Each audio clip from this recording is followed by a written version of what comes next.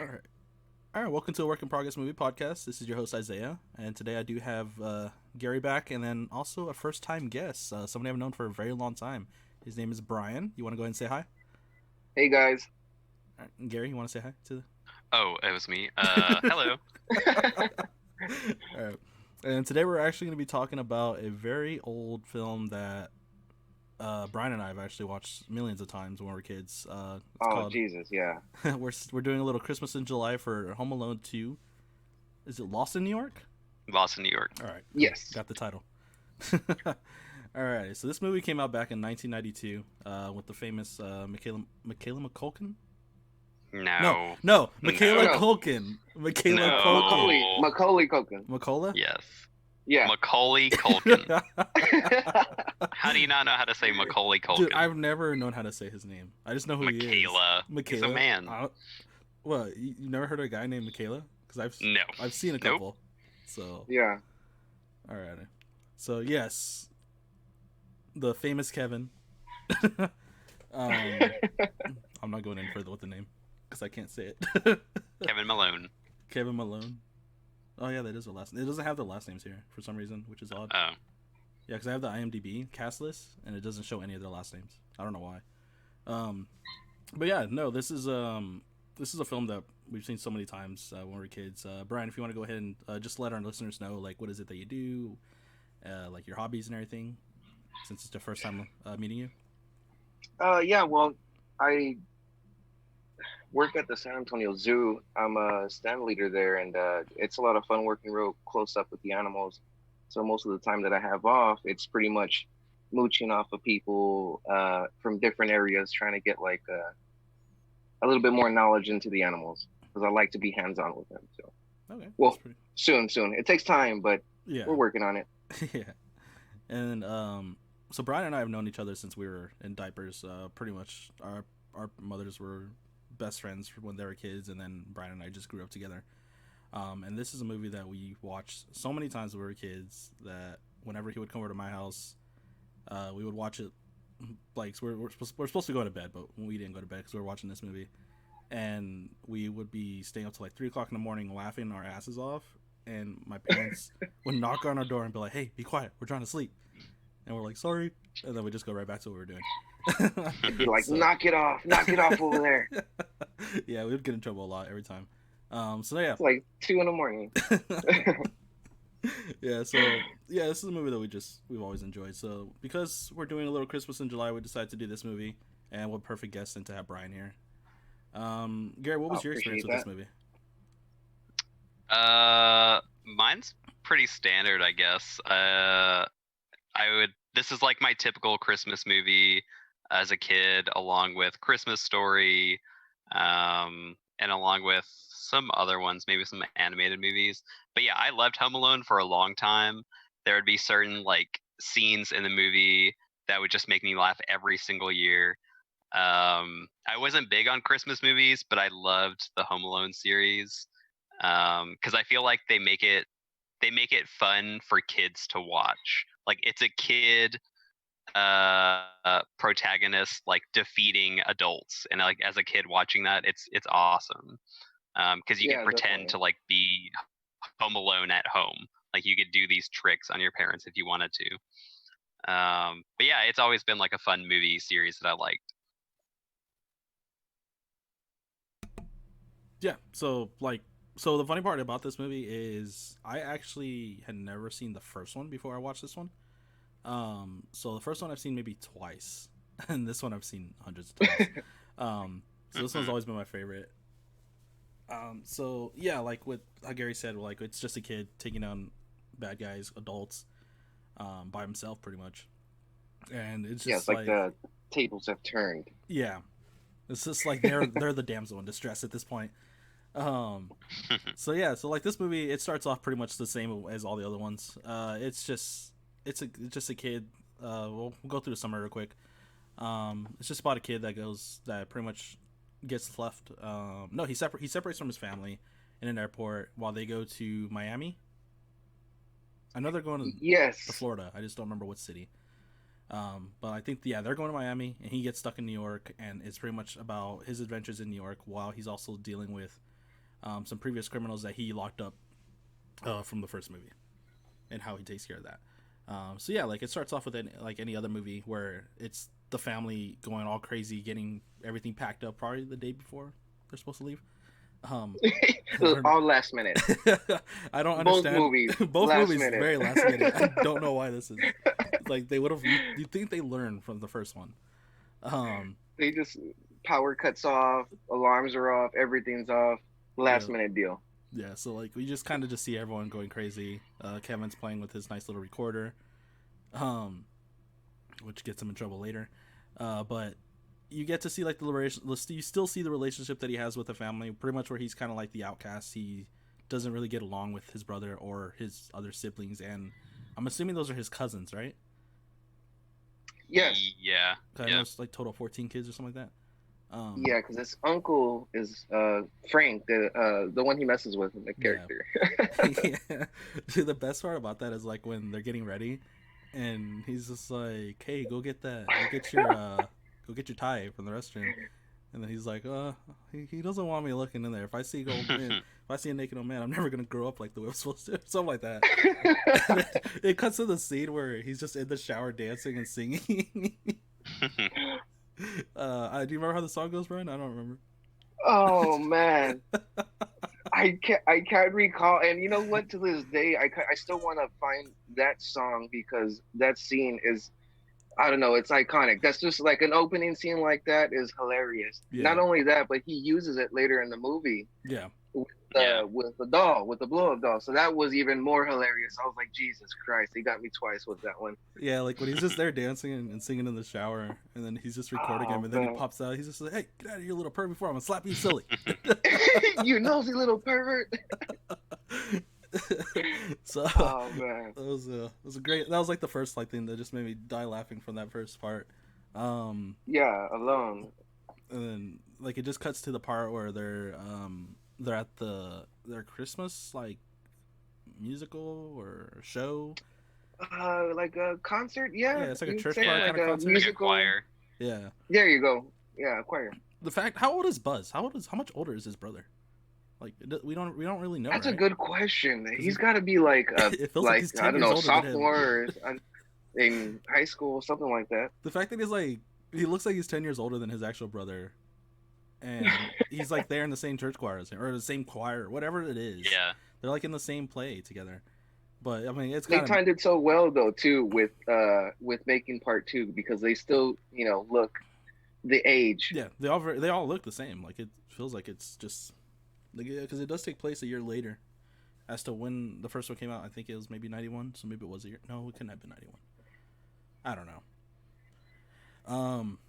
Yeah, so we see Kevin, or not Kevin. We see, Kevin. He gets his little solo, and then his brother Buzz is like messing with him behind, and everyone's laughing. Dude, I hated this part because it's not even that funny. It's And like not. the whole audience is laughing. It's not fun. Like it's not even that funny. Yeah. What makes people crack up is like everyone's like in a shock state, but then you hear like the older guys like like I they think go like they're cracking up at it, and, it's like his and uncle that's and what everything sets that's everyone laughing. off. Yeah, that's what sets everyone off. So they start going as well. Yeah. That's hilarious. And then when Kevin pushes him, how everyone falls, I was like, okay, that's a little dramatic. But it's like a domino effect. Everyone around. The domino, yeah. Dude, the bad one was the lady when the Christmas tree fall, or like the plastic Christmas tree, or the wooden, whatever that is. It knocks off the piano player. Oh, yeah, dude, she goes yeah. flying. I'm like, You just see her like legs go up in the air. she just like does a backflip, like yeah, whatever. straight backflip. Oh my god, that Yeah. poor lady. Yeah, so like, yeah, let's just like kind of just see like how much of a dick his older brother is. But He's so slick. He got away with it though. Yeah, like, his little when that, speech. like, yeah. it's like his Dude, sorry. That guy is not slick. His parents are just really dumb. Yeah, like I agree. Oh my god, yeah. Like he gets away with like everything. Yeah, so the fact that he's just like doing that fake apology, and then I like what Kevin did. He's just like, Yeah. I'm not sorry. He deserved it. Because he gives him that little smirk, like, yeah. And then the creepy little boy when they're like, you're gonna have to sleep up in the attic, and they're like, yeah. The way with they drink me." soda all day. Yeah, he's just like when they tell him he has to sleep in the attic, and he's just like, yeah, with me. And he's like drinking his soda. It's so funny how they played that too, because in like almost every scene, he's got like a soda can in his hand. Oh yeah, Yeah. he's always drinking something. Sponsored by Coke. Right? I was like, can we get a sponsorship from like Big Red or something? But Big shout out. yeah, I was like, that's my favorite soda. I love that thing. Hashtag Big Peach. No, Big Peach is Big, actually Big Peach is is pretty and good. Big Peach and Big Pineapple. Yeah, those two are good. I've had the pineapple. I haven't had the peach. You should try out the peach. It's Awesome. good. But I love I'll try that. I love the pineapple, but I just prefer the regular Big Red. So that's unrelated. Hashtag get rid of Big Blue. Yeah, how is that not gone yet? Hashtag Big Blue sucks. I don't know. It's still round too. I do not understand. Like it just tastes like a food colored version of Big Red. It's so gross. Yeah, so after that we get to the well, you know, he's getting in trouble. His mother tries to go back up there and trying to convince him, like, you know, like you should say you're sorry, blah blah blah. And then he just continues like, I'm sorry. I wish I can go on my own vacation without you guys, and blah, like, you know, pretty much setting up what's really gonna happen by the fact that they wake up the next morning, they're late again. They even said they flat out Again. they flat out get out of bed like, we did it again. Round two. But this time Everyone he's actually in hectic. yeah, everyone's going crazy. The cheapskate uncle's just like, hey, I appreciate you paying for the vacation and all, but we all wake up calls suck. Yeah. So Oh, and God. then they're all like in the vehicle, or in the vehicles, all getting ready, and then she freaks out. She's like, "Where's Kevin?" He's already sitting in the front seat, ready to go. So that way. Oh yeah, he's like, you're not gonna leave me behind this time. He's like, good thing I have my own ticket this time. Which leads to the part where they're all at the airport, all rushing. I don't know why this happens. I don't know how this even happens. Where Kevin is more focused on getting batteries put into his recorder. Yeah. Like, why do you need it to be batteries in that recorder right now? At that specific time when you're checking in and you're like messing with luggage, and you know he's like not even looking up. Yeah, like the fact that he's like there trying to put the batteries in, except for follow his dad, which leads to the very convenient coat, the same exact coat that the other guy has that he ends up chasing, except for his father. Which that tan coat, yeah. Yeah, he has the same exact Tan coat. one, yeah. And they just go separate Did ways. the switcheroo. Yep. Yeah, because he didn't see that his dad Man. was long gone and the other guy was behind him, so he followed that guy instead. And then, of course, when he crashes into the lady and they drop the tickets, and now they have proof, like, she can't check his ticket because she doesn't know Yeah. what it is. Or else they would have. She's got like 30 tickets in front of her. She's like, oh my God, go ahead, kid. Yeah, like, let's just make sure your dad's here. And that's all he sees. It's just a coat. So yeah, Kevin finds out he's in New York, where he's not supposed to be. And then at the airport in Miami, they find Kevin's bag and they're like, hey, give this to Kevin, and it just shows a long line of people just going all the way down. And then the little guy's just like, here you go, Kevin. And he looks over like, you are not Kevin. It's just an old gentleman and lady standing there and smiling at him. Oh yeah, the old couple. They're like looking at him like clueless, like what? He's just like, Kevin's not here. And then it just goes right back the other way. The funny part was just like when the mom does it too. She's just like, Kevin's not here, and then dad's just like, wait, what? And then she just like laughs about it, and then she screams and passes out. I'm actually curious as to how many times she had to do that scene, because I feel like her vocals would have been done after that scream. Yeah. Oh yeah, her like iconic little scream. Yeah. That was so loud. For sure. That sounds very painful. High pitched. It's like those horror films where the little girls have to, like, when you have the girl screaming and it's just like from Psycho. Like, imagine having that kind of scream. Yeah, for doing it sure. Over and over. So yeah, that's where Kevin's journeys pretty much begin. The best part about this is when he's checking into the hotel, and how who is the actress, the girl that's checking him in? Oh, Jesus Christ, she was in Breakfast Club. She's in Breakfast Club? What? No way. Wait, which one? For what scene again? I'm sorry. The part where he's checking The in. woman who's checking Macaulay Culkin. The one that looks in. very similar to Maggie Smith. Oh, okay. When he's at the hotel already. Yeah. Oh, I'm sorry. I thought you were talking about the airport scene. Dana Ivey is her name. Yeah, in the airport Dana, scene, Dana. the chick that checks him Oh, in is I know who you're talking about. The if you're talking yeah, about the she's got airport a one, yeah, she's man real iconic for the Breakfast Club. Leah Zimmerman.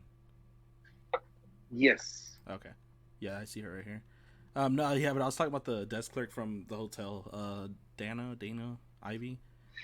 She looks very similar Uh, to Maggie Smith in my opinion, but the older woman. yes, She looks like the one from Harry Potter, right? yeah, Maggie Smith. Yeah. Yeah, yeah, Professor yeah. McGonagall. Okay, okay, Yeah. For a okay, moment, okay. I was just like, Yes. wait, is that her? But I was like, no, that's not her. Like she just looks too Yeah, much like she her. very similar. Jesus Christ, sister. Oh, close. Um, so yeah, like the fact that one, you're not supposed to do it without an adult, but the fact that she like fell for it because of the call, I guess that they did with his voice recording. You know what? That thing is so cool for the time, and I heard that it didn't work on set, but they actually made several afterwards Mm-hmm. because of the movie, Oh, okay. and that was pretty cool. I was Yeah, like, wow, that I forgot what it's called. That device that toy that he has. yeah. I was like, I don't know if y'all wanted to talk about, but the cameo that I was trying to avoid. I don't know if y'all know Oh, what I'm talking about. with our world leader. Our world leader, yeah. And Yeah. you know what?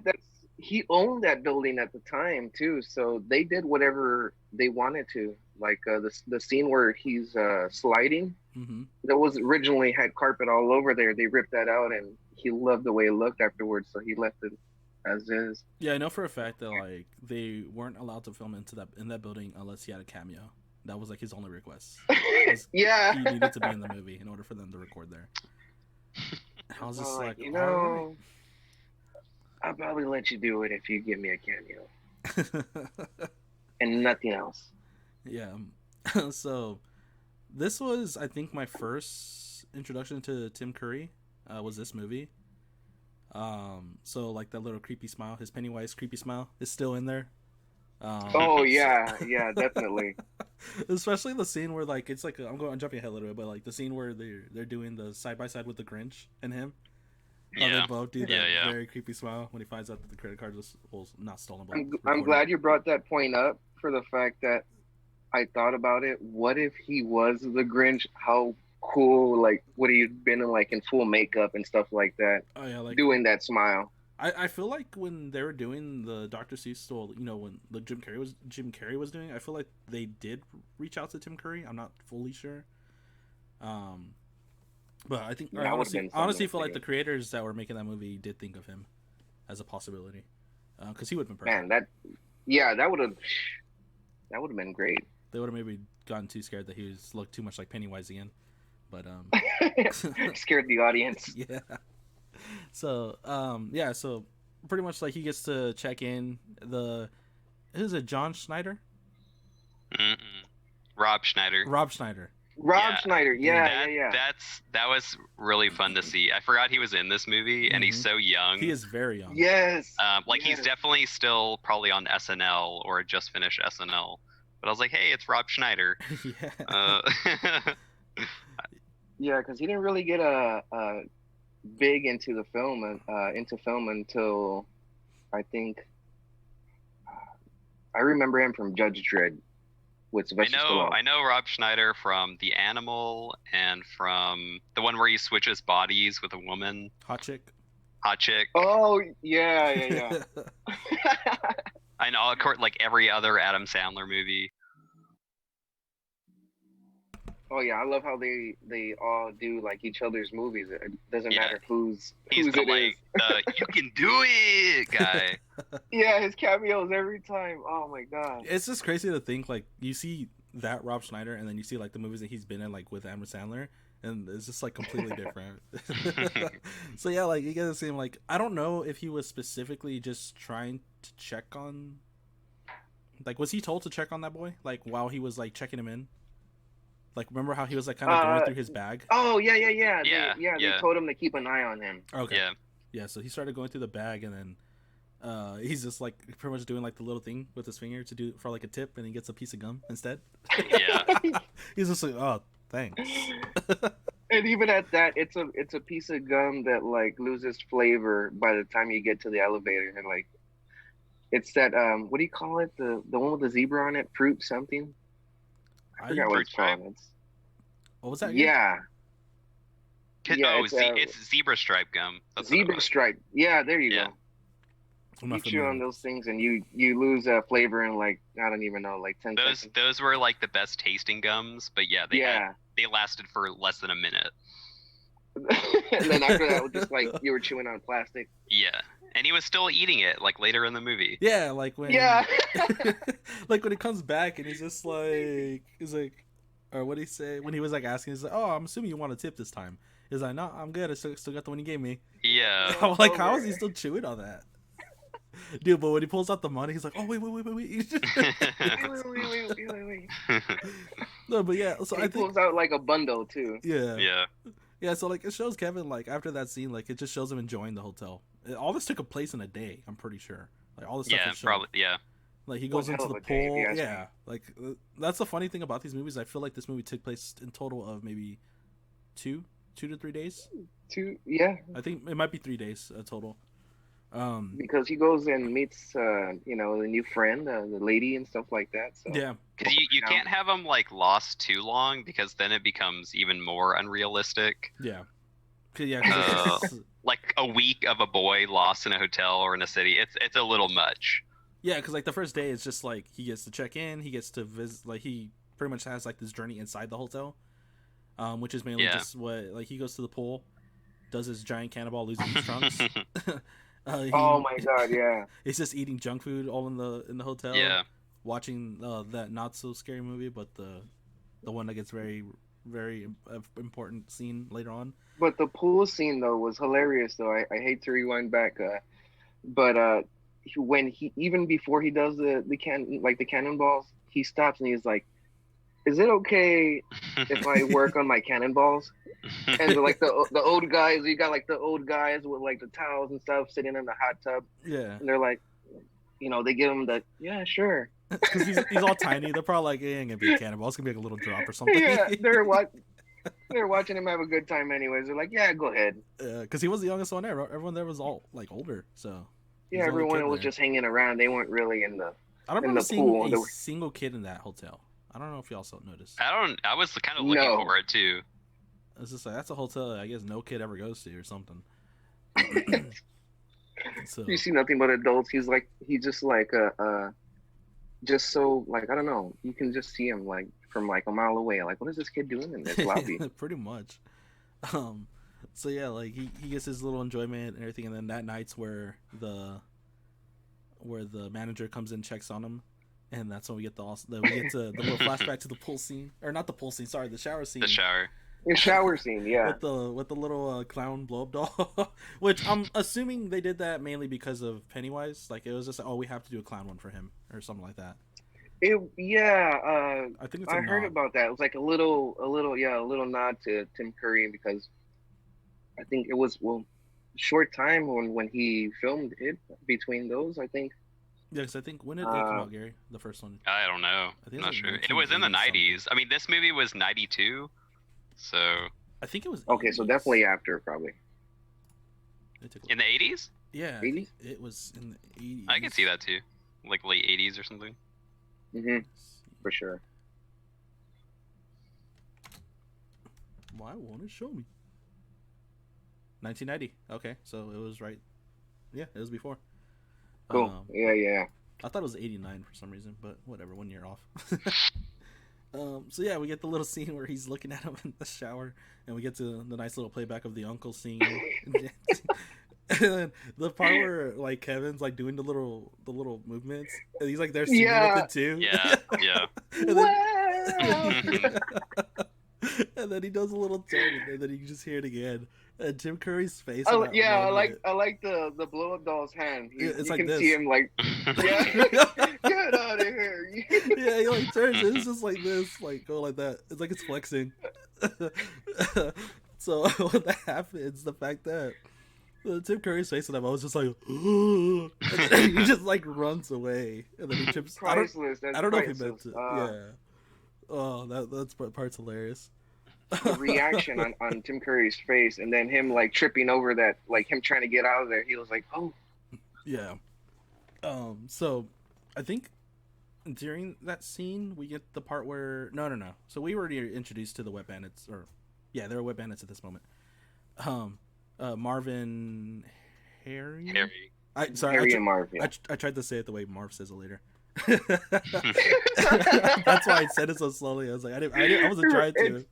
Yeah, it's hard to not say it like that Yeah. at times. Yeah. So the fact that like we get, it's just the villains in the first movie. Marv being Marv, like is wearing tape on his hands for whatever reason. I love that that actor. He's the besides Home Alone. Jesus Christ, his name escapes me right now. I can play. You know who I'm talking about, Daniel right? Stern. He was in Rookie of the Year. Yeah, yeah. Mm-hmm. I remember him in Rookie of the Year too. That was like an early, '90s flick too. Yeah. About the kid with the arm. Yeah. Yeah. So like the fact that like Marv is just there, like we're the sticky bandits now, and he's just wearing hand. There's just tape all over it. Yeah. Yeah. Double-sided tape. Yeah. He just like puts his hand inside the little coin thing. He's just like, all right, I'm good. But Before he dips it in, yeah. Yeah. It's like a a it looks cast. kind of like he's like a cast slash. He's about to box, like he's got his hand wrapped. Like Yeah. that. He just like overdid it. So like we get the little scene where they're at the ice rink, and Marv is like skating, and Harry's like looking through the papers to see what the crime could be, and then like when he was doing a decent skate, right? Like he was. I don't remember. I if I remember right, Marv was like just like skating like nothing, or maybe he fell. I could be wrong actually. Oh yeah, no, he was, but he was on the verge of falling because he was he was still snatching things off of people while they were skating. He was taking. Yeah. Like a girl would pass by and he like snatched her scarf just by touching her. And then like, he just like puts it around him, and then like the little yeah, he puts it around. the little mittens that he snatches just up, puts on. Yeah, the mittens, and then what else was it? think it was The a hat. beanie. I think he's a beanie or a hat. That was hilarious. So So easily, he's just touching people like that. yeah, so they're pretty much just going over the plan, and what they want to do, who they want to rob, whatever. The part that I found funny was when they're like talking about like, oh, who's gonna know, or like who's gonna stop it, and then it just cuts to Kevin.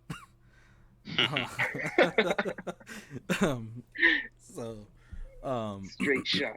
Yeah, so we get the pretty much this leads to the second day where Kevin, he's like leaving the hotel, and Tim Curry's character, I can't call him by his character's name, I just keep saying Tim Curry. His character pretty much is like apologizing, I'm sorry for walking in on your father, blah blah blah. And then he's just like, yeah, he's probably not gonna see you again. But they do like a complimentary pizza and the limo ride, I'm assuming because of that situation. But hmm? Meanwhile, he's still snooping too. Yeah. Like Oh he's, yeah. Yeah. he's still like a little shady. He's like, I don't know, this kid is still like, there's something not right. I'm keeping an eye on him still. Yeah, like he's still doing that. He's just like trying to get on good favors because his dad. I'm doing air quotes, for the listeners that can't see. But like it's like after he leaves in the limo where he's like enjoying his pizza and then his Coke. Dude, there was a lot of Coke in this movie. Just a big ad, like all through the movie. This is okay. We know who sponsored you guys. So that's when he goes back and checks the credit card and tries to run it, and it's been declined because it was reported stolen. Because at this point, the parents already went to the police. Yeah, they're going Yeah. crazy Yeah. again. Yeah, there's like they're telling the story about how well it was a little awkward was when they're like reporting it, and then they start laughing about how it's like they don't forget the luggage, but they keep forgetting him, and they're like laughing awkwardly. And the cops is like, "Bro, your kid's lost. Why are you laughing?" I know, but with that like frantic look at the same time while they're laughing, It's like they scared play it laugh. so well. Yeah. Yeah, like a scared laugh, like oh my god, that was hilarious. Yeah, and they're just like, "Oh," Just so it's not nonchalantly about joking already. They're like, it's happened before. It's like it happens all the time. Yeah, it's like this is becoming a curse here or something. A tradition is what they called it. We're going on year 2. Yeah, so after that, that's when we get to see the little. Wait, does he go to the store or does he go to the park first? Pretty sure he goes to the He- store. Yes. Okay, so then he goes to the toy store, and he runs. Yes, you're right. He goes to the toy store and he meets an old man, very nice gentleman. That is that we end up finding out later is Mr. Duncan. Through a painting that was on the wall after he's already. Hey, you talked to knew him. his name. Yeah, his I remember easily. Duncan's what is it? Treasure chest, I believe it is. It's like a toy Or- store. It's like Yeah, treasure. yeah. Yeah. So he just he finds out that Kevin's like a really nice boy, just from the conversation that he has with him. He's a nice boy. The way he has the conversation, you don't have to say it like that, Gary. That just He's sounded weird. He's just a nice white boy, just walking around. Totally not shopping So alone. innocently. Not just running around the city on his own or anything like that. So, yeah, like he does a little, like he's like doing the donation, a little Christmas donation for the kids, and then that's where he gets his two little dubs that become important later on. The fact that like he was like how Mr. Duncan was talking about himself in third person was interesting. I'm surprised he didn't like just say who he was. Yeah, I wanted to get a reaction out of him, get a feel for what kind of kid this Macaulay was. Yeah, Kevin. Kevin, there we go. Yeah, It's the only Jesus name- Christ, almost forgot his. Yeah, It's the only name I could go with. I couldn't say his other ones though. Kevin. Yes, Kevin.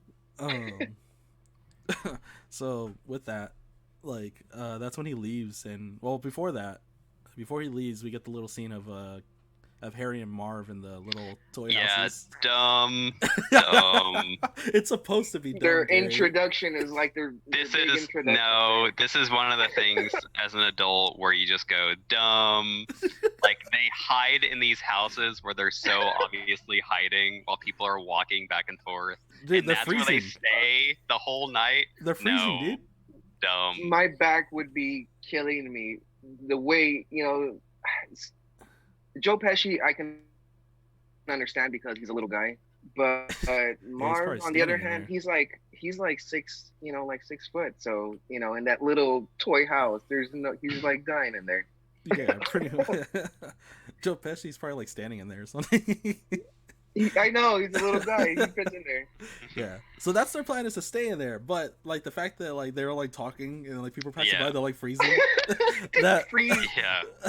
that still makes me laugh only because it's like it is very dumb, but it's hilariously dumb. Yeah. They're like just mid talking and then just freeze. Freeze and smile. It's like as if this podcast was like if our video call was like buffering and like you just see us like pose every now and then as well as happening. Yeah, so they're just making their plan like, hey, we're gonna stay here tonight, but first we're gonna go walk around. So they go back out, and that's when they run into Kevin, and then Kevin just like looks back at them and does his usual very popular scream. Yeah. Oh yeah, definitely iconic scream. And what's crazy is the fact that like he's screaming, everyone's looking, and then he takes off running, and then they're going after him, and everyone just continues to walk on their day. No one stops them. Nope, they just No, they were continue walking. clueless for a second, and then they were like, they kind of just shrugged it off, like, it happens all the time. Why They is nobody continue with their concerned day. about this? I don't know Yeah. if that's just like a jab at New Yorkers Nobody or help something, where this kid. like they just ignore whatever's like not part of them or whatever. But Oh, it's interesting that nobody did anything. It's like Everyone's on these the two go, grown dude. men are running after a young boy. Oh, it's fine. Yeah, Probably fine. kidnapping nothing clearly wrong not with a that thing picture. back in the day. It's fine. Yeah. Yeah, so he's just like running, and then he that's when he jumps in. He like jumps into the little carriage, right? Little carriage, and the chest in the back. yeah. Yeah. He pulls a James Bond, Yeah, he and, just, like, and slips in. magically, I don't know. I shouldn't say James Bond. He pulled like a Chris Angel and like disappeared somehow into that box. Yeah, so, and then we get a little lost at this part only because like all this stuff just happens. Mainly because I want to get to the ending, where he meets the lady with the pigeons. Where well, first he freaks out. He's just like he like sees her like rising with the pigeons, like as if they were flying her up or something.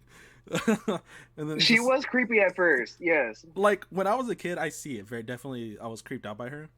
especially Yeah. like at night, the night part of it.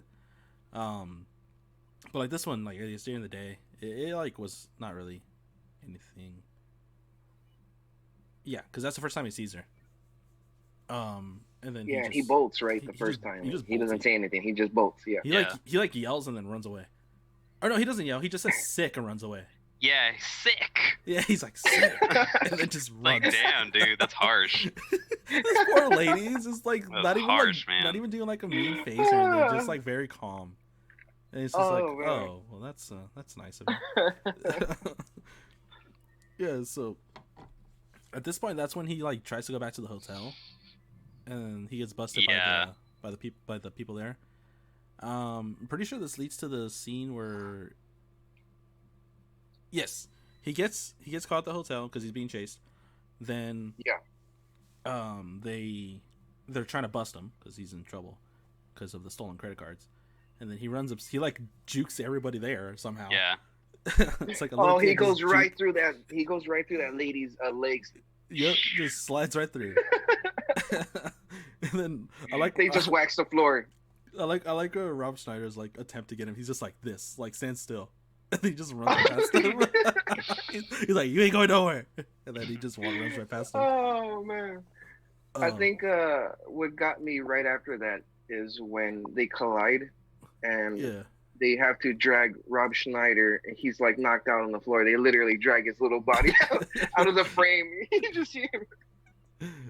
so That was hilarious.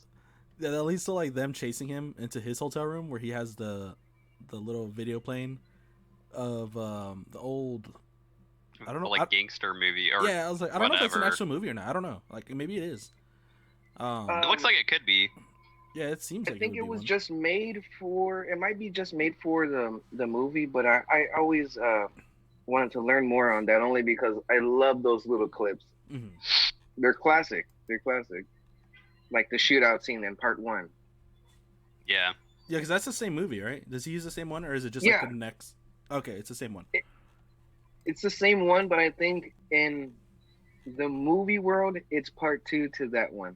Okay. Yeah, so like they do the whole scene where they're all like stick 'em up, and they're all like standing like in that room. I'm assuming they couldn't see the TV from where they were. But the whole the whole scene where he's just like, I knew it was you. I smelled you coming off the elevator. And then- Get on your knees and tell me you love me. You love me. No, before that is when he's just like, he's like, you were here last night too, and he's just like, yes, sir, I was. He's like, you were smooching with my brother. He's like, wait, what? You were smooching with my brother. He's just like, we all With know. with Gail, Boney Bob, Cliff. And the officer's name is Clint. The old man, he's like, hey, it wasn't. It wasn't me. It's a lie. It was a It's a lie. lie. And then that's where he tells him to like get on your knees and tell me you love me. And then he's just like, everyone like go on your knees. And then they're like, I love you. Sorry, my dog I is know like, trying to get attention from Tim here. Curry. Tim Curry's he's like so theatrical. He's like, I love you. Yeah.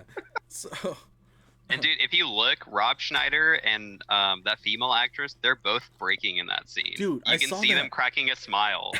so yeah, I saw that. Sorry, my dog is like in my face. Yeah, for sure, Can Rob you- Schneider is like breaking in that scene. Yeah. I gotta check that out because oh my god. Yeah, it's Yeah. really funny. Oh, I don't know why Zaya's like all up in my face right now. Hey, little girl. She wants to say hello. Yeah, she's like trying to go over there. It's that peanut butter you wiped on your cheeks 10 minutes ago. Yeah, totally. Because I totally put peanut butter A on little my bit face. left over. So she might be hungry actually. It's about that time we usually eat. So yeah, so like that entire scene is just hilarious because yeah, I think that's when they drag him. I don't maybe it was like during the chase. But I During just the chase, remember yeah, they're yeah. all like crawling out. And like, we got a madman Oh, with a gun yeah. in here. I'm like, bro, it sounds like it's coming from a TV. Like, calm down. Everyone's like looking around, like, what the hell? They had like just clueless, and these guys are over here crawling, army crawling on the floor. Yeah, and then he's telling them that there's a madman with a gun, and I like how they're just still like popping their heads out, Yeah, they're like, like huh? no Huh? panic or anything. Like, he's lying. Yeah, so he does this little escape from there, I think that's when he tries to go to his uncle's, right? The uncle that is like staying there or whatever. Yeah. Yeah, he looks up his dad's address book, and his brother, Uncle Rob, lives in New York. Yeah. Sorry, people are And then messaging me. There we go. So yeah, like he just goes to that house. He sees that no one's there. He knows the plan that they were going to do. Because that's when I believe they catch him again when he's like running away. He breaks out of. Does he break out of the hotel and then they catch him? Yeah, I think so. He's like running out and then they grab him. And that's when like Marv's like, and then we're gonna do this. He's like and telling then the we're gonna entire do plan, this. and he's like recording Yeah. it. He's like recording the entire yes, plan. Yeah. yes. Well, that's during that chase, he takes like, some of his own medicine because he slips and falls, and he Yeah. hits his, he eats shit at the end. Like, oh man, he's running from them. Not Like, that chase. That's the very end of the movie. oh, that's another one. He's talking Okay. about the chase. That's at the very end where he has the fireworks. He already called the police, and he slips on the ice. Yeah. Yeah. Oh man. Yeah, I think he's talking about the part where he's like Kevin's like running at like a back entry or something, and they're just magically Yeah, and then they there. catch him. Yeah. Like, cause he's like jumping, and then he's like jumping into the sticky hand. So that's when they catch him, and he's just walking with them, and he's like telling them like their plan or whatever. Yeah, so he like finds out the entire plan, but the funny part is like they're walking behind the lady that Marv yeah. tried to talk to before. Yeah. when he gets like slapped or whatever, he's like, I think she likes me. Oh yeah. He says a line in French to her. Yeah. She looks at him like, what the hell? She just slaps him. But yeah, this time like they're standing behind her, and then he pinches her butt, like Kevin pinches her butt, and then he's like, he's like looking away, and then all she sees is Marv again, and he's like, hello. And then he gets punched. She gives him like a right cross. Yep. And then that's when Kevin's just like, he did it, and then Harry's just like, did what? And then he gets punched as well. Yeah, that's that chase that leads to him. He's like running away, and he runs right into the pigeon lady. Yeah. And then he's like, he sees her again, and he just like does his this time he screams, but he's stuck, so he's not going anywhere. Yeah. And then all she does is just come over and help him, and he just like runs away, and then he comes back, and he gets to know her a little more. Yeah, so It's crazy how he stopped to like be like, you know what? Why the hell am I yelling at her face? And like come to be like, I'm sorry. yeah, he like comes back. He's like, I'm sorry for screaming in your face after she just helped him. She did look scary at night though. She had the silhouette with the birds, so Yeah, like she looked creepy at times. She but probably smells terrible. probably. Yeah, she kind of looks like she's been, I'm surprised she does not feel the shit. I mean, in the theater when they're having like a heart to heart, he's like, and maybe wear something that doesn't have pigeon poop all over it. Yeah, see, like that's what I was saying. It's like he's got it all over. So like this little scene, I liked it because one, it's in a music theater, like in music, and then they really do play, because this music was done by John Williams, where they really do focus on the music at that point, because like it's them having their conversation, and you have the music playing in the background, and And that's not John Williams, right? It is John Williams. Oh, okay. I didn't know because I've never seen what John Williams looks like, but I assumed that was him. Actually, that was in the film, like when they had Yeah, music on? the actual conductor. So I actually do not Yeah. know. I didn't see that. Did you? Oh, okay. Was he in there? I don't know. Oh, man. I don't know what he looks like. I know what he looks like. I honestly Yeah. just don't remember that scene, like as to the conductor. Yeah, they show him for a few seconds, and Give me a second. but the music's great. Oh my god. I was supposed to put his John Williams in Home Alone. It says, is John Williams still alive? Has COVID got John Williams? I'm gonna find it way faster than you. Probably, but I'm also trying not to type so loud because I'm recording on my end. So I could pull up that scene. I just don't fully know if that's him or not. I would have to get back to you on that, unless you have the answer. No,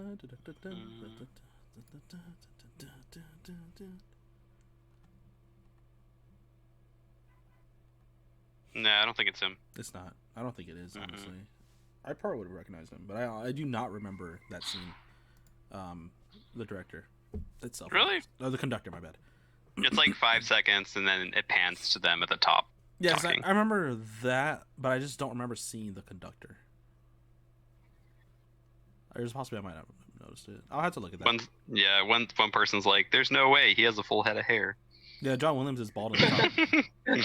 Then yeah, if he has a full head of hair, it's not John Williams. Yeah, because he's like all bald on the top, and he's got the little. He's got the sides. He's got the Picard haircut. Ah, okay. I don't know if what's his name actually had that haircut though. Patrick Stewart. That was actually his real hair or not, but I don't know. Oh yeah. Yeah, so yeah, like that scene is just focusing on the music, which is awesome, and I love it because it like focuses on the French horns there. Like that's just John Williams' favorite instrument. That and he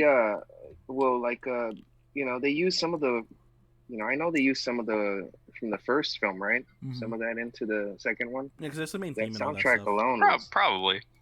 It's like the main theme song and all that stuff that they use. Yeah, because that soundtrack alone was amazing. Oh yeah. But that little scene though, how they put it, like, how they incorporate like the, the whole setup, how they're talking and they have like the music going on in the background, actually performing. Here we go. Let me see. Alrighty. Yeah, so pretty much like after that conversation with her, he starts walking in the streets alone, and he sees like the children's hospital there, and that's when he has like his little speech where he's just like he's not gonna let them take away from those kids or whatever, like just that whole, the whole hospital. The little kid, yeah, the little kid waves at him. Yeah, and that's like a real heartfelt scene. You're like, oh, yeah, that's all it does. He just like picks up his hand and that's it. Yeah, he just looks so like. It doesn't look like it's his hand in the first scene until the next scene. It looks like it just comes out of nowhere. Right? Yeah, you just see it rise up. Like, I wish he had like a robot arm.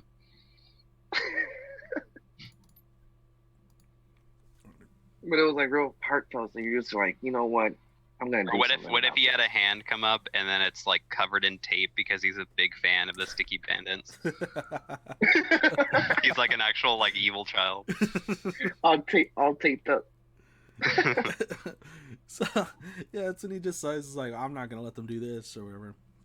And then it just cuts I'm to not gonna him. stand for this. Yeah, pretty much. And then it like how can they take money from the sweetest old man I've ever seen in my life? He gave me two. Look at these. You see these two turtle doves? You gotta give one. As long as you have one, the other person will always love you. Oh my goodness. Also, I own a toy shop and I give all my money to charity. I'm so sweet. That is the way they paint him, though. He's like the sweetest old man ever who has nothing wrong. Yeah, they're trying to. Yeah, you're spot on. He's so nice. Yeah, those jerks are trying to. Oh my god. That was a well done reenactment, Gary. So, pretty much like from there we go to the little cutscene where it's just him. I say it like a video game cutscene. Yeah, cutscene. Everyone, stop playing the game. Watch the cutscene. So it's just him in the house, like just working on his traps. Pretty much, it like shows everything that he's gonna do. Yeah.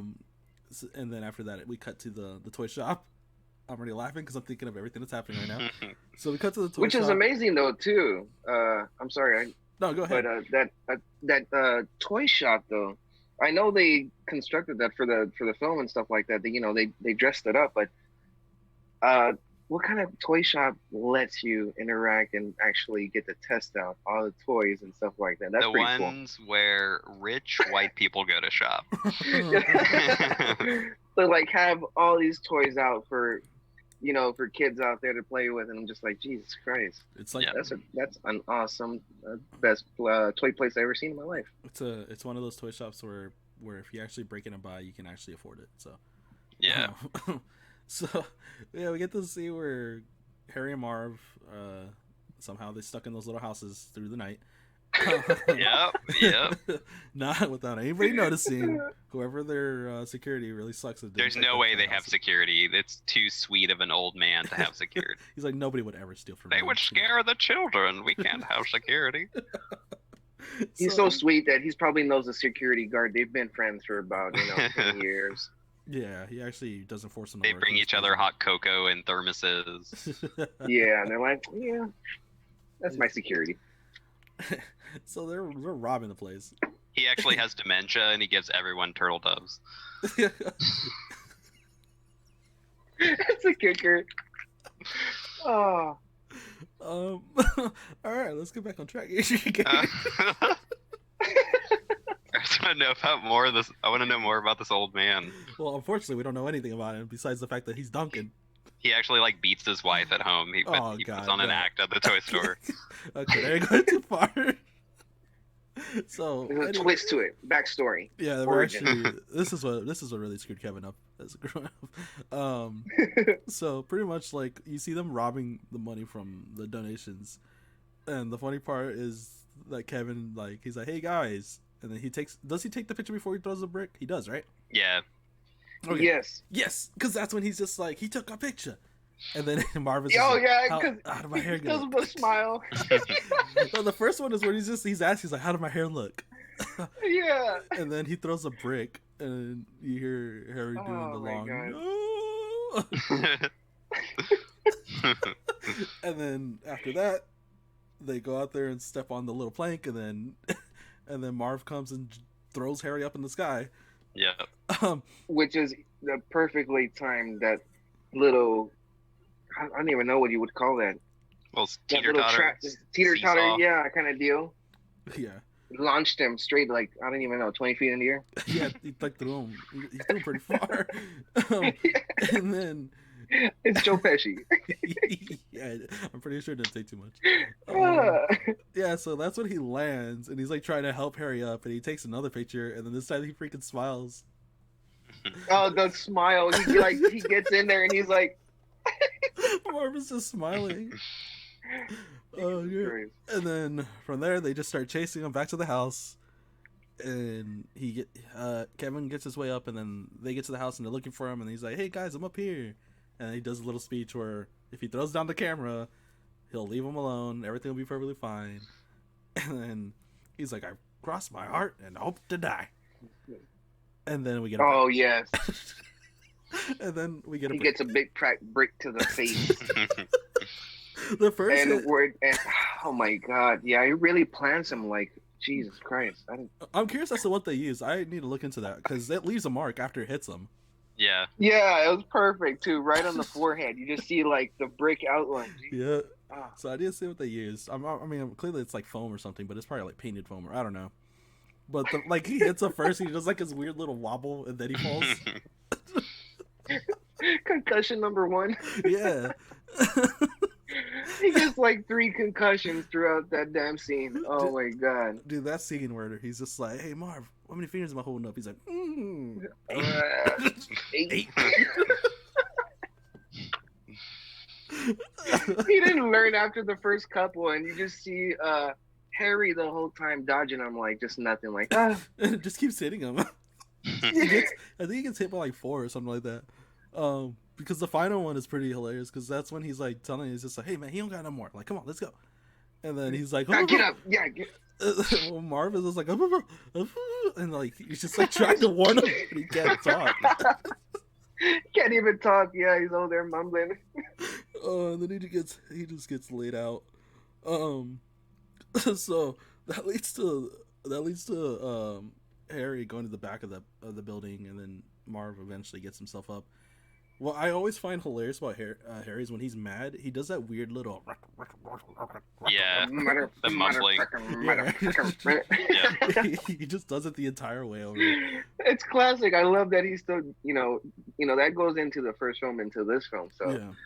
Yeah. I So love how he kept that character. he just like they kept him perfectly the same. Like the reactions to this is just hilarious.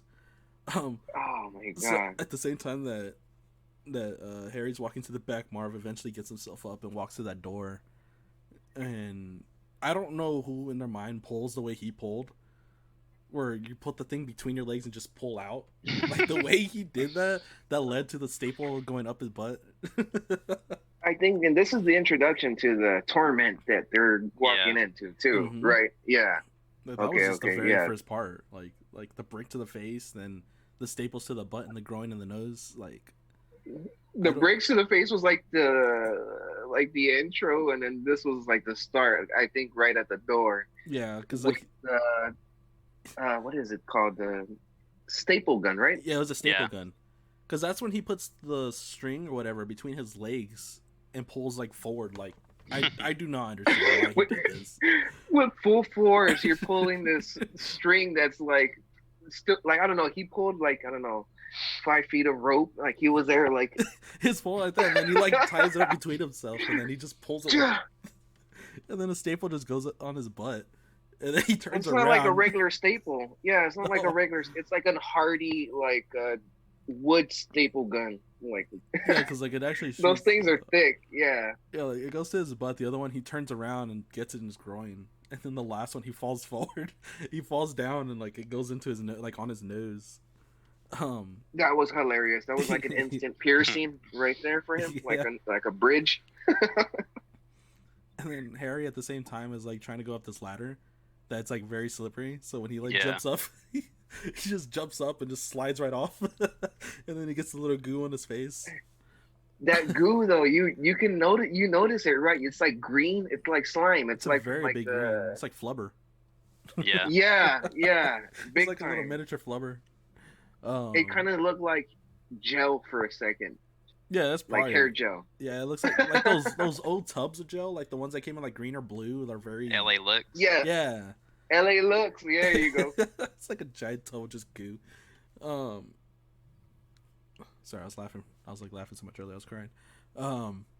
So that's when That's how strong those scenes are, though. They're very iconic. Like I don't know. Like it can be years from now, we haven't seen this movie, and rewatching it again is like a refresher. So those scenes come back to you like right off the bat. yeah, like you laugh like how you're watching it before. Yeah, So Carrie gets into the house, or Marv gets into the house, and he's just like, Harry, I made it to what do you say? I made it to the top, or I made it in, or yeah. I'm in the building, I think, or something like that. he's like, Gary. But I he made gets it. in. I say Gary. I know. Gary made a special guest appearance, made it through the door.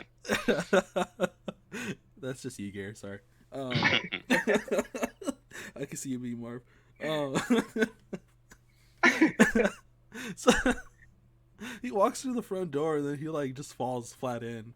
But like when he first takes the stage, he's like, "Whoop," and then just falls right in. And Not a normal hole though. It looks like dude, I think it's huge. it looks like the crater from when they dropped the bomb and something like that. Like that was a pretty. I don't know. It was crazy. It was So huge. I don't know how he didn't see it. He Yeah. just walked straight flat into it. Just- he falls straight in, and they like after he like because it's like a belly flop straight He to was- the ground. Yeah, he was in mid step and he just. It's like something from a cartoon. It's the coyote Yeah. hole. Yeah, it's like very much what Exactly. it is. And then he like after his little like stomach or belly flop into the ground, he like turns back around. And he's just like, "Wow, what a hole!" What a hole.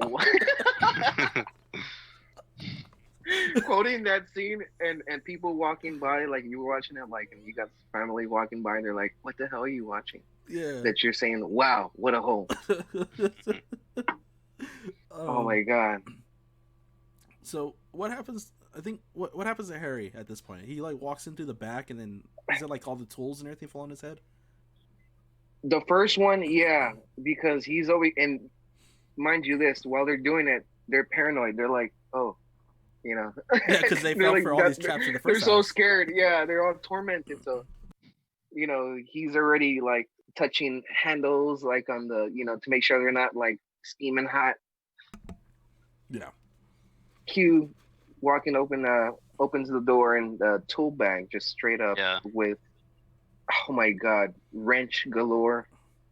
Yeah, they take a beating from the first house, and they're still traumatized from that. Yeah, 10-pound wrenches. So everything they're just checking. I mean, clearly, Marv is not taking these precautions like like Harry is. So after he gets hit with those tools, is this where his head catches on fire? I don't know. I don't remember No, when this happens. it's a little bit further in. I do know what scene you're talking about, and which is funny because it goes on fire, which causes another reaction because he jumps in the toilet. Yeah, he like tries to like put his head in the toilet to wash it off, and it just gets bigger. It just, he's like all like scorched. Yeah, he does like a flawless handstand. He can just do a handstand on the toilet. Yeah, I'm glad you pointed that out. He just straight up like Perfectly handstand straight. one Yeah. time. Yeah. And he dropped down perfect, like not going crazy, like he just goes in like perfect. Also, he never tries to take the hat off his head. Like, yes. he doesn't He even let him try. Oh He just my lets it God. scorch. Yeah, it scorches like onto his head, and it's so funny because you see the top. He's got like a little piece of hair slash beanie. Yeah, so like while that's happening with Harry, Marv is downstairs. He starts he like is I guess in the basement, and he starts walking around, and then he slips on that, I don't know what Slime. that is, slime, like I guess the same thing that they use on the ladder. Yeah. He's just there slipping and sliding, but the best part is the fact that he's like trying to do the salsa while he's like trying to like stand still or like keep himself up. He's there like at first you see him going like that, and he looks like an ice skater for a second, and then all of a sudden he's there doing the little salsa or something. It's like a salsa slash. He's wiping the car down, and then he just slides all the way into the paints. Yeah, so he slides into paint, and then flour falls on his head or something like that, and he's just like pure white. Oh no! It was the paint. It was just completely all white paint. There was paint all over the place, but the most of it was like white, and he had it all over his face. What else from when he came up? Because I know that there was powder or some flour that hit him. The flour is later when he tries for the rope when he's trying to get up. Oh, because he's checking the rope. After the paint, he goes to wash it off at the sink, which is electrocuted. Yeah. Which is a very iconic scene. That scene is my favorite scene of all time in this movie. It makes me laugh so hard every single time I watch it. When he turns into the skeleton and he's screaming, like, it is so fucking funny. It is so funny. Yeah, like that entire part. Like, oh, oh. Like turning into a skeleton. It is hilarious. Oh my God. Yeah, him going at it, and it's so funny too because he goes for the knobs, and it wasn't till that second Kevin hooked him up with those cables. It just jolted him. Jesus, like and which is funny because I felt that kind of jolt. We used to have a damn dryer that was electrical. I went to turn it in one time, and it just jolted me back. I was like, holy shit. I felt like that scene for a second. Well, at least he didn't turn into a skeleton for a split second there. I know, my hair would have gone on fire. Also, did you guys notice that they left the bag of money in the street and then just went inside? Yes. And then it's still there in the end when they come out. Yeah. I was like, what? No way. Like, they just abandon the money and go inside. Yeah. Oh, I forgot about that. I need to rewatch it for that part right there. Yeah, like they just leave it out. Yeah, like just, no one's. They don't even think about it. Like no one's gonna stop him. Like no one's gonna pick it up or anything like that. Don't know how. I mean, a lot of people don't know it's the kid running away from a whole bunch of people either. So. Yes. So, yeah, so that little electric part, and then he finds the rope, and he's like they're tugging Yeah. on it too for a while. Yeah. He's just tugging on it. He's like, all right, it's gonna hold me. He's like, Harry, I'm coming up. Coming up. Pulls the rope Oh, one happy. try. Yeah, he like gets on there one try, and then the flower just falls down on his face. And that's Yeah, when he gets antiqued with the powder. He just. yeah. And then he just looks up with like pure white, like just a pure white face and everything. He's like, I'm gonna murder that kid. I'm gonna murder that. Yeah, I think they say that multiple times throughout the movie. I'm like, Jesus Christ! Once they get him, If they ever they're get- if they ever. yeah. So like during that's when they go upstairs, and he's waiting for them. He's like, guys, I'm up here and I'm really scared. And I'm just like, how are they even like? Why would they even try? Like he clearly is prepared for everything.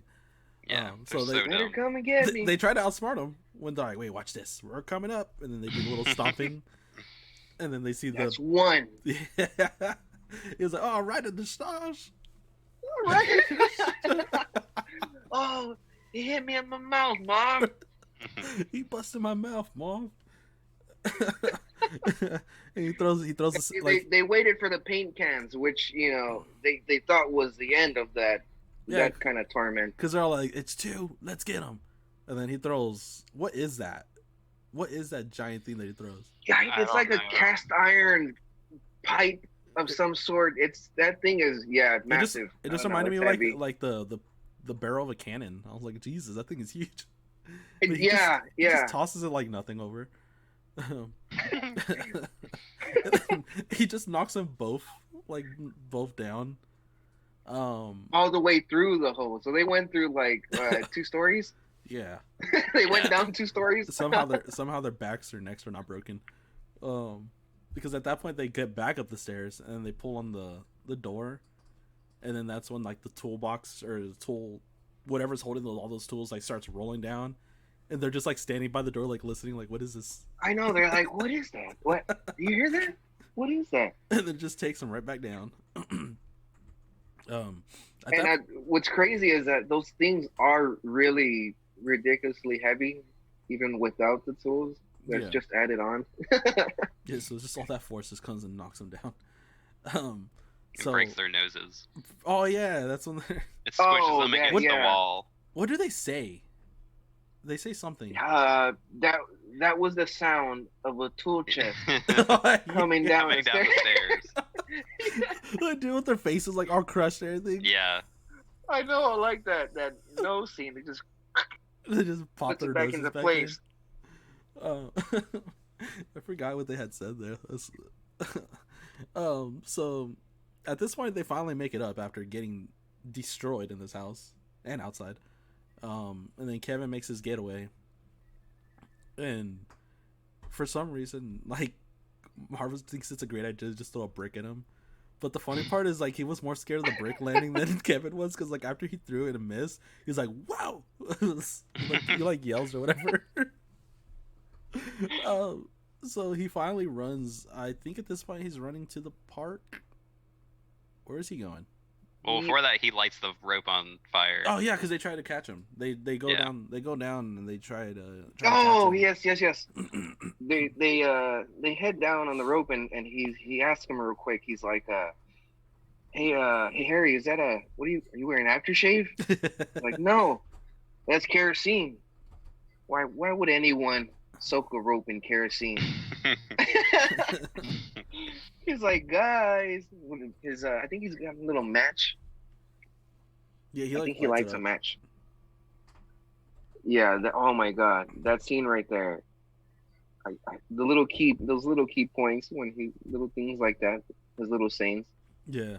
Like, you wearing aftershave? I thought that was hilarious. Yeah. So after they pretty much catch on fire, Harry for the second time. Marvin's like trying to kick it off, right? He's like trying to kick the fire away. Yeah. He's over there kicking around and trying to get it to go out. And then they just fall off the building, or Yeah. oh. Yeah. But they fall into those like they've been working on the building itself, so they have all those wooden little planks and stuff right there. So they go through those. Oh, okay. They go through like two stories of those before they hit the more paint cans. For Christ. Yeah. Yeah, there was like it was ugly too because it wasn't. It looked like paint, but at the same It looked time, like it oil. It was lacquer. Yeah, yeah, it just looked weird, like dark. I don't know, oily. I don't know. It was crazy. So from there, that's when Kevin starts running. That's when he's running. He's like running to the park, right? Yeah. And then Yes. He slips on the ice. yeah, he slips on the ice. They catch him. And then Marv threatens him with his very wet gun. No, Yeah. Harry threatens him with the very wet Harry. gun. Yeah. I was like, dude, that thing's leaking. Oh, because it's all oiled up. Yeah. It's all oiled Yeah. up. It's just leaking out. He tried to cock it back, and he cocks it, but at the same time, like it's all jammed. Yeah. There's no way that thing is firing anytime soon. Yeah, because when the lady comes out, it's like, shoot her! I'm trying! He's like, They it's just not working. pulling. He's over there trying to like keep slipping and sliding with that thing. And then she just throws all the bird seeds, or Yeah. bird feed, and then they just start flying. Dude, that scene when they're all over like Marv, and he's just screaming like a little girl. Oh yeah, he has an iconic scream as well. Yeah. Like just like Kevin, him in both movies, like with the spider scene, like The Yeah. spider scream is great. yeah. Oh my god, that's like hands down. Like I don't know, just hilarious scene ever. Right, he puts him right on the face. Oh my god. Yeah, so like he's just there screaming while all the birds are just chewing on the feed. And then the cops eventually show up while they just see them being attacked by birds. You can see one bird actually like was like in his mouth for a second, like ran over his face. The part like when so like the cops finally catch them. But the scene like where he's like, I guess Marvin's like trying to tell them stuff for some reason. He's telling them their entire plan, pretty much criminalizing himself. Yeah. Yeah, their whole. He's like, "Shut up, Marv!" And he hits him, and then a bird flies out. He's like, he screams again. Out of his coat, yeah, out of his coat just comes out of nowhere. He screams, ah! He just screams, and then he's like still like telling them everything that they were planning on doing, just making it so much worse. And Harry's just like, "Bro, you have the right to remain silent. Like, shut up." Shut up, Mom. And then he's like trying to tell them that they were the Sticky Bandits now, no longer the Wet Bandits. He tries to spell it out, right? S-T-I. He's like S-T-I. The cop is like finishing it off for him. He's just like S-T. Icky. It's Sticky Bandits. So that pretty much leads to, Mr. Duncan getting the letter about, what Kevin decided to do. The apology letter, yeah. Yeah, the apology letter. Kevin's mom finally shows up, right? Because she was with the cops, right? At that part. Yeah, they show up to what is it called? New York. Yeah. And they're there waiting for him. They have him like under the suite and stuff like that. Because the people, they were like, yeah, we let him. Well, they asked like the hotel staff, like, why the hell do you let him come and check in by himself? And they're like going after him and everything. Yeah. Yeah, they give them an ear beating. Yeah, it's like this is going back to like when the family's there that day. The funny part about that scene is when she slaps Tim Curry, and like he's like trying to be calm, and you see his twitch, like he wants to like cry or something. He's like twitching on his He's mouth. got the one, like the watery eye. It's like the one tear is gonna come down. He just, like, It was perfect. That little twitch is just hilarious. He sells it so good. Yeah, I was like, I know I put something in my notes, but I was like, it had something. I did write that down in regards to the twitchy face. Yeah. Because all that took place before this night. This craziness happened. But so the family, they find him. They get their nice little Christmas morning where they weren't expecting to get any presents, but because of Kevin's good deed, they all have presents at their house, and it's all from Mr. Yeah, Duncan. and their suite is ridiculous. That's I a know. ridiculous suite in a hotel. They got like an entire floor. Yeah. It's like the best suite money can buy right there with Yeah. a view of Central Park. Yeah, their suite's ridiculous. I mean, that's all from the I'm so sorry we let your son check in and spend all this money, and Also, what do Kevin's parents do? Because those people have to be rich, like mega rich. I'm sure they're rich. I just don't know what they do. There's always been theories going around about that too. I'm glad you brought that up too, because it never really. They just say he's a businessman. I'm like, what kind of Because business? if he that can afford to be in that hotel, then he's banking. Yeah. That and to pay for everyone's trip apparently. Like, Yeah. The cheapskate uncle is over here, not paying for anything. I'm sure he doesn't pay. He's got a free ride. I'm sure he doesn't pay for anything in that house that they live in too. So he's taken care of. I don't know. He's got to be a great businessman of some sort. I have no idea. Or a great drug dealer. I don't know. He's working something. He's got something on the side. So like they get all the gifts from Mr. Duncan. You finally get that nice little, I guess, I'm sorry, but finally like maybe a possible good relationship with his brother. I don't believe it. I mean, I don't either. But I wrote Buzz learned nothing. Yeah. Buzz was lighthearted, but just for that one point in time, just for that one little scene. Yep. Other than that, he's always been like, how do I say, a bully to him. Yeah. And we'll never find out because there's no sequel. Oh, there's sequels. Oh, well, there's not a sequel for Kevin. There's nothing for Kevin there. No, yeah. So it pretty much just ends with the family celebrating their Christmas. He decides to go visit his friend, his bird friend. I don't know what her name was. Yeah. Her name is Bird Friend.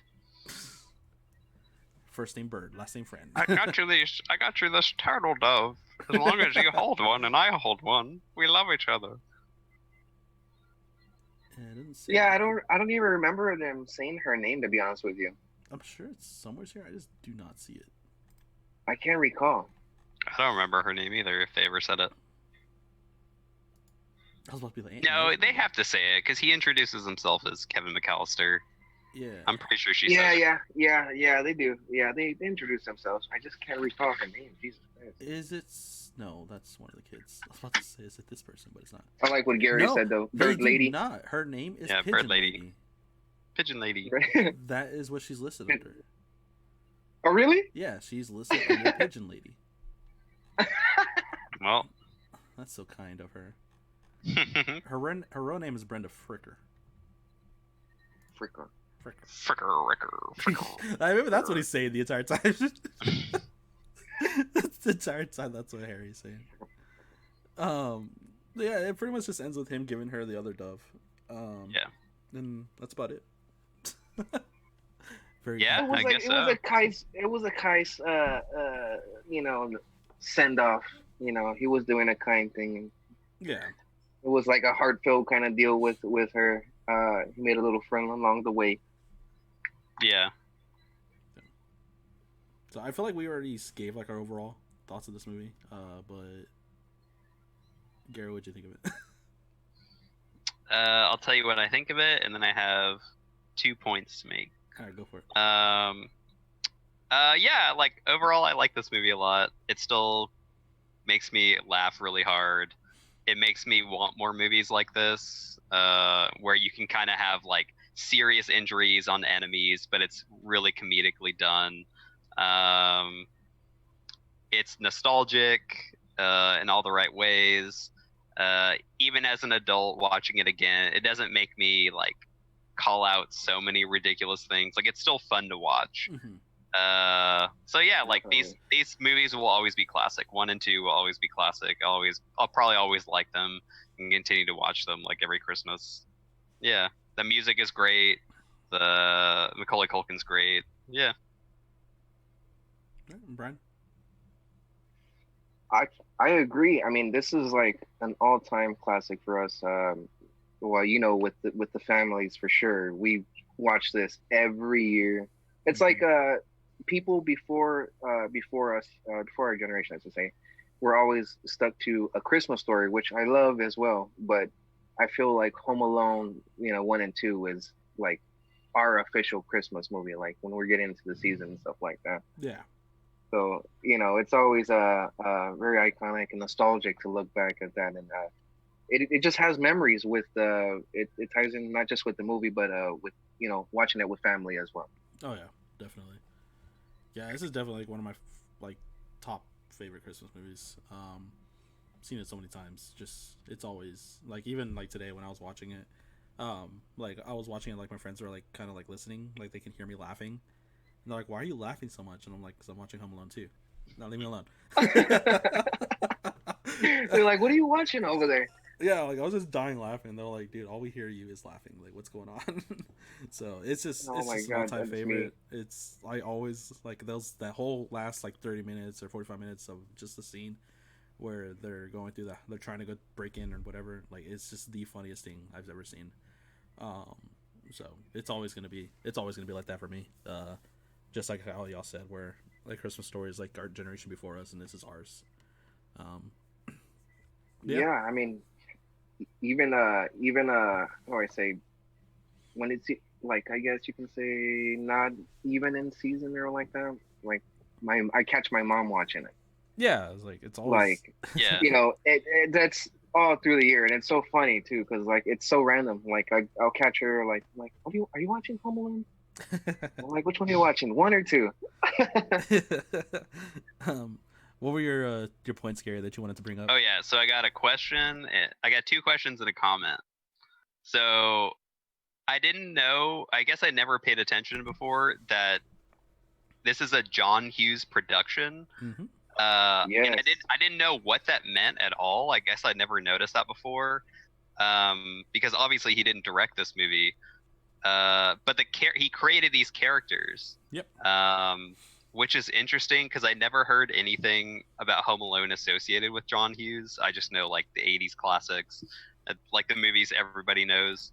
But I thought that was interesting. Like he wrote the characters. I don't know if he produced the movie, but yeah, I thought that was interesting. It's like this is a John Hughes world, and then the movie starts. Yeah, because he was Um, he created the characters, he wrote the story. I'm very confident that he produced it. but I wonder, like, why did he not direct this? Yeah, I because you can really tell his styles in there too. Like compared to like his other films and stuff like that. There's touches of him throughout Yeah, I the would whole agree. movie. so I'm not too sure why he didn't direct it. I'm taking a look at something here. So I think because him specifically, he had never done a. I don't know if he had never done a Christmas movie before. I don't Hmm. know. I'm looking at the history of the director that did direct this movie. He was Uh, doing something else at the time as well. I'm pretty sure he was just I busy. can't Yeah, remember. I'm actually looking at the director that did do this, which was Chris Columbus, the Yeah, director of Yeah, he did the like a first Harry two. Potter He movie. did the first Harry Potter movie. I think the first two maybe. Um, and also he was a big director in other Christmas movies. Actually, I take that back. No, he was not. He was a producer. Because I was looking at Jingle All the Way. It says that he was a producer for Jingle All the Way. oh no way. Yeah. But yeah, like his the first film he ever did was Adventures in Babysitting. I don't know if you ever seen that one. That's an old school, No. very old school movie. It's great. But this is I think his third film, and I think this was just an up and coming director that John Hughes decided to just let him take over. Hmm. He I did a think good job. yeah, I mean he did a great job, and he's clearly somebody that John Hughes trusted. So I mean he's gone on to do a Interesting. lot of stuff. So It's got that feel too, though, like that vibe that John Hughes has, like he puts in his movie. I feel so oh like yeah, when when I say you can tell like he's had work in there, you can definitely tell like like the warmth and everything of the movie. Uh, mm-hmm. family just all together, all in. Uh, when it's not just Kevin, it's like a heartfelt family flick. Oh yeah, definitely. And what was your second year? I have two more, thank you. Oh well, you said you had two. Now we have to. Excuse me. You said it like that was the end. So this is not the end. It's part one of number three.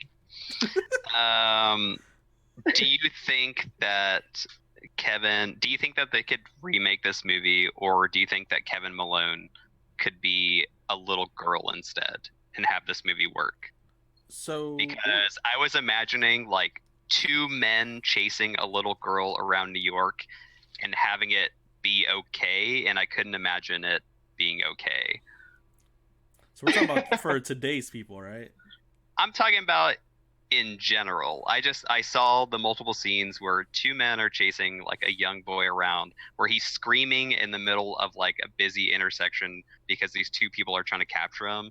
And I said, could a little girl work, or is it too like rapey vibe, like too up to no good vibe? Like, could this be remade with a female? In this day and age, I think no, only because everything's so touchy. So it'd be kind of hard to sell that. And if They'd they look at it weird. and if they did this back then, like if this was back then, people Yeah. today would be complaining about stuff like that. So it's really Yeah. hard because everyone is so sensitive about certain subjects now. It's very hard to do stuff. I mean, it's just like with, Maybe doable back then for sure. yeah. People were more open minded to these ideas. Especially like I'm Okay. surprised. Like if it was anybody that would have done it, it would have been John Hughes because of the movie, like the stuff that he's done. Yeah. He Mhm. would have been the most open to doing this. So I don't know. I mean, would I be interested in seeing something like that? Maybe. Only just because I would like to see how it turn out, and I would be curious as to see how other people would react. Yeah. So I would be open to the idea. Because I couldn't think of any other like female kid lost in city. I couldn't think of any other movies. I can think of like, huh? I was gonna say Adventures of Babysitting, but it's multiple kids. I don't know. I was thinking of the like, is it Parent Trap with Lindsay Lohan? If you're talking Oh, about the yeah, yeah. remake, if you're talking about the remake, yes, Parent Trap. I was trying to think of movies like that where they're like running around in a city, but they're kind of safe. Were they There's running no around one, like, city? I thought chasing they were out in a They're house. They I got don't like know. they have like not a, I would say like a butler following them around. Yeah, they just swap. They just swap lives, I think. I don't know. I guess I mean Switcheroo. that adds to my thinking. Like I can't think of a movie like that. I'll have to look into that. Yeah, because Yeah. I know Parent Trap. I don't think it's not so much like that. It's more of them meeting each other, switching lives, and then trying to stop their dad from marrying the wrong person. That's it. That's all it is. They're like, we got to intervene in this. Yeah, it's an intervention. But no, yeah, that's it for me.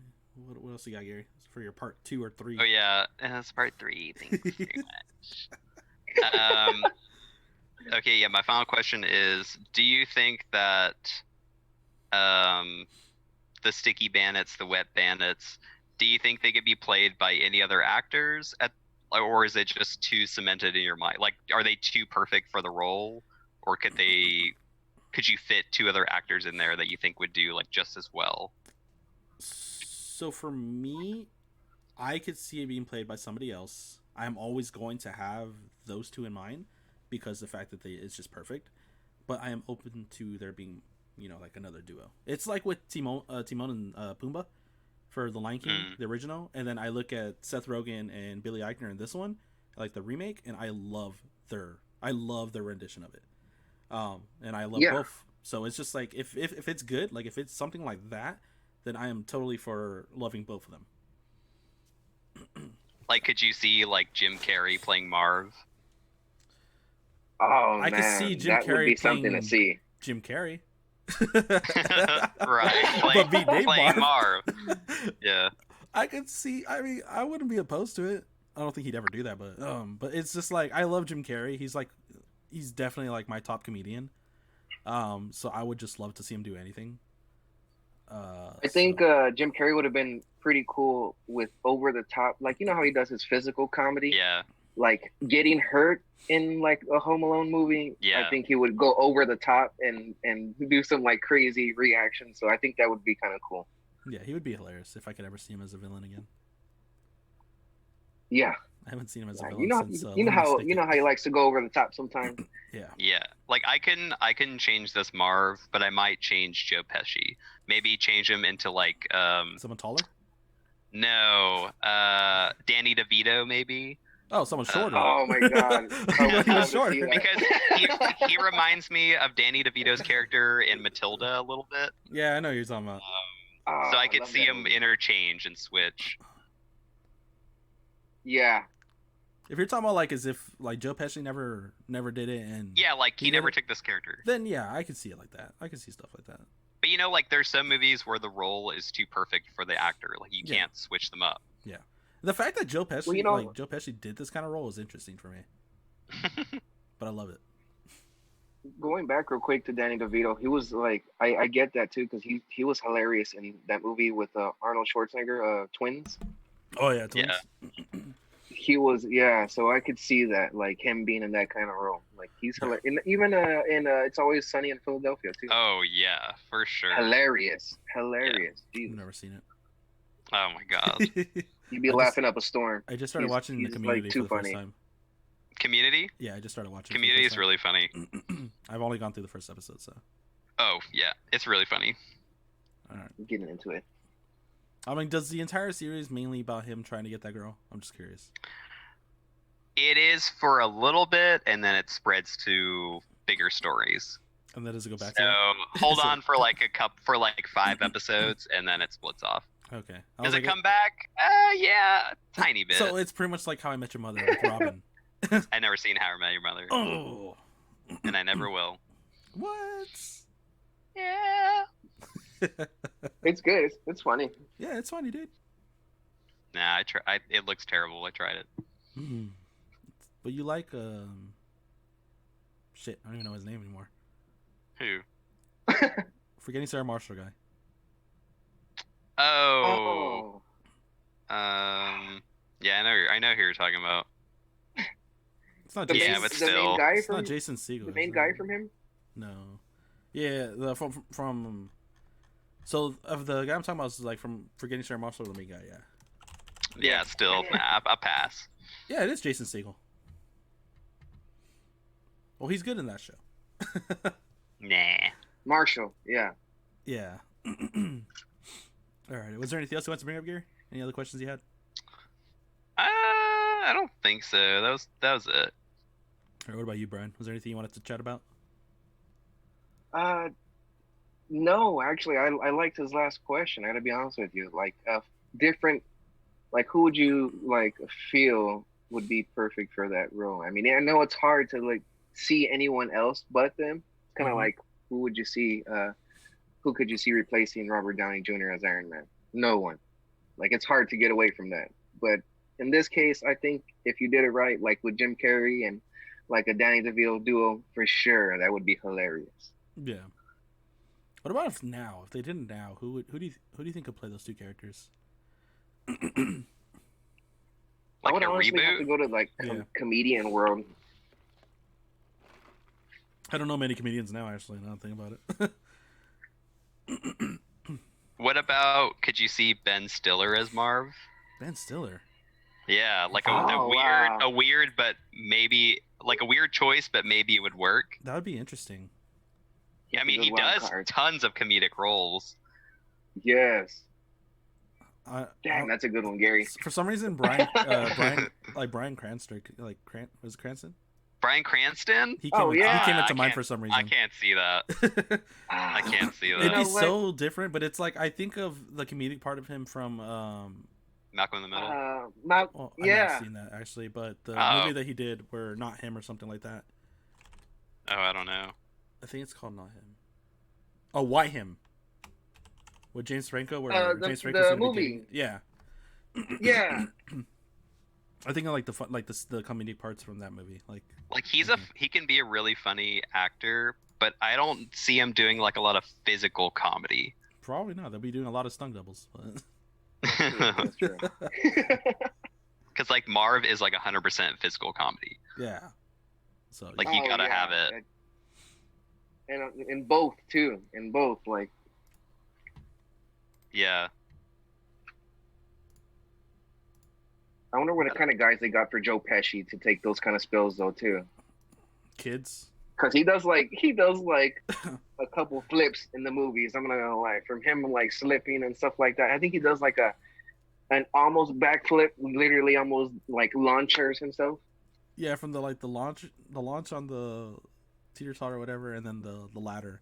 I feel like with the ladder they might have been a little bit easier because they probably just put like the bottom part just all soft and everything. Yeah. Okay, what about this matchup? It's Will Ferrell and Robert De Niro. No.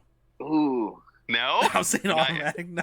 You're I not, can never. you're not interested? What? I'm not a fan of Will Ferrell. I'm just not a fan of him. Oh, boo. And Robert De Niro, dude, he's the same age as Joe Pesci. Robert De Niro and Joe Pesci? How could you not switch them? That's true. But this I is can like see if it. they were younger, maybe.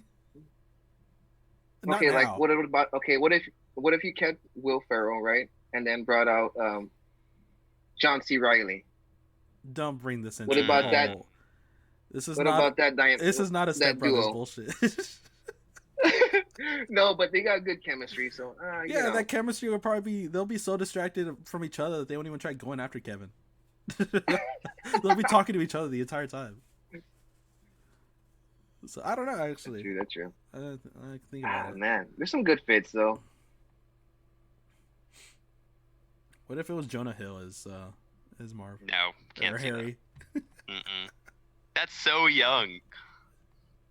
The Jonah Hill has to be I don't know. older. It's hard. That one's hard to see, only because the way I don't know the way his characters are. Okay, It's what hard about to see. what if Bill Hader was Marv? Ooh, okay. Mm, I don't know. It's because he's so funny though too. I'm not sure. That's an interesting one. Yeah, I'm not sure. Bill Hader's Marv, and who else? His lines from Forgetting Sarah Marshall that I still crack up to this day when I watch that movie. Who, Bill Hader's man? Yeah. Is that the one where he's just like telling her to like move his head? Like, Yeah, Is- move. Yeah, right there. And then he asks her, he's like, so did you have that pearl necklace a second ago? He's like, oh no, that's not right. He tells him. oh shit. All right. I don't have anything else to talk about, so if y'all don't, I'm gonna go ahead and indirect things. No, I'm just Rambo looking it? for more people. You're still thinking, Gary? Yeah. All right. Well, you can let us. know. That's a good question, though. It is a yeah, good question. It is. You got me good on that one. That first who was that first matchup you said again, Gary? He said Jim Carrey and Jim Carrey and Danny DeVito. I'm still stuck Yeah. on them too. I'm That'd stuck be- on them too. if 'cause this was like like recasting like at that time, then yeah, they'd be pretty damn good. It'd be pretty funny. But and he was at his prime too, like in the mid '90s. I'll forever remember those two actors just from these two roles, not from anything else. Even though Joe Yeah. Pesci has like so many. Pretty good ones. much, yeah. But all right, that's gonna go ahead and be it for this tonight. So to listeners, you can go ahead and give us a like, comment, subscribe. Like I said, we are on YouTube now. We are still on Spotify and Apple Music, so if you can go ahead and subscribe and give us a little rating, let us know how we're doing. We also have the Instagram and the Twitter. Dude, Carrie, I'm so distracted by your face right now. Holy crap, I did not see that right now. I didn't see that till right now. But yeah, we'll see y'all next week. Y'all have yourself a good night.